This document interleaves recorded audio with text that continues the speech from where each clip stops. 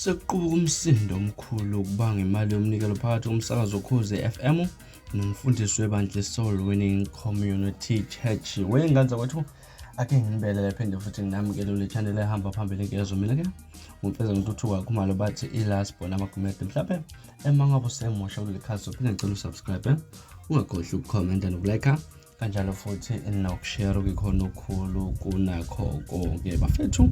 Sekuqubuka umsindo omkhulu ukubanga imali yomnikelo phakathi komsakazo woKhozi FM nomfundisi weBandla Soul Winning Community Church. Umfundisi Thulani Mdladla ukhomba ngenjubane uSelbeyonce Mkhize woKhozi FM ngokuthi ke ukhomule ngo50,000 noma rand kungafanele esikhwameni senhlangano engenzi inzuzo engaphansi kwebandla lakhe Soul Winning Community Project NPO. Le nhlangano ke izinze emawoti eNanda yaziwa lapha ngokusebenzisana nomnyango wezempilo waZulu-Natal ukulekelela abantu abadla imishanguzo yezifo ezingomahla la khona lapha. Nomfundisi Mdladla uthe uSelbeyonce ubewina u100,000 emncintiswaneni SABC i-deal or no deal ngasekuqaleni koJanuwari nonyaka wanikela ngawo ke inhlanganeni yabo engenzi inzuzo. Ngesikhathi ke engena emncintiswaneni ufike waqinisekisa ukuthi ke ungenele kuzanikela inhlanganweni eyithe ngenzi inzuzo ngenhlanhla win u100,000. Leyo mali ke ifake kwi-account ye-Soul Winning Community Project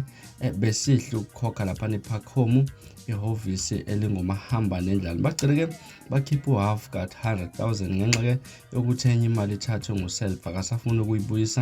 Kuchaza umfundisi uMdladla uthe uSelf ufike kubona wafuna ingxenye imali wathi kumele ahlomule bemnqabela ukuthi agcine seqhamuka nesizathu sokuthi uxake ngomashonisa ucela bamboleke u58,000 uzobuyisa. Ngemuva kwalokho ke umfundisi uthe uSelf ushaya wachithwa ngabe esawubuyisa noma ke wamkhiphela imali eyoyilungu lekomiti lenhlangano usevele wasula ukwenza sibone ke engathi kukhona ubugebengu babahlangane ngabo bakhona ukuthi imali yakhishwa kungumgqibelo ebhangi ukushaya amakhala ngoba inhlangano isebenzi ngempela sonto bababhalela lapha nabelotholistan nabe primate okuyibona ababekhokhela le mali ukuqhubeka kumfundisi uMdladla. Kuthinta uSelbeyonce uthe akukhomala ayithola kodwa ke umuntu oyiqili ngomfundisi njengoba ke wathi ke imali ayunile wanikela ngayo inhlanganweni ngoba kanjalo ngempela abantu axhumane nabo ekomitini lenhlangano ibona abangabiza bathi bacela lekelele ibona abambiza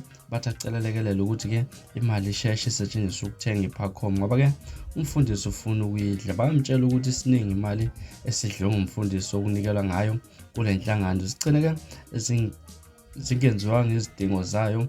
Impela imali ngu50,000 yakhishwe ebhangi ngomgqibelo bayikhokhela iphakhomu okwenza bangakwazi ukulinda ukuthi umfundisi befuna ukuyithatha yonke njengenhlala yenze kusho uSelbeyonce. Isolezela ngempela sonto linabo ubufakazi be-invoice ekhokhela inkampani edayisela inhlangano iphakhomu kuyona kuvela ukuthi ke kukhokha u50,000 kwamanye amaphepha kuvela ukuthi imali ifike kule nhlangano ingu87,630 ngenxa yentela. Umfundisi Mdladla uthe kumanje sahle lapha ethenge khona futhi ke dayisele bathi bazoqala ukufaka imali ukuthi ke babagcinele yona ingu120 ngosuku ngenxa ukuthi ke kudingeka imali ithathwe uSelbeyonce lapha. uSelbeyonce uthe ngokwazi kwakhe iphakhomu u70,000 wathi ngesikhathi bakhokha u50,000 ikomiti lenhlangano limtshela ukuthi ke lizobe likhokha u20,000 lathi enye imali izogcina izidingo zenhlangano. Bafethu izona ezihamba phambili akuthinta khona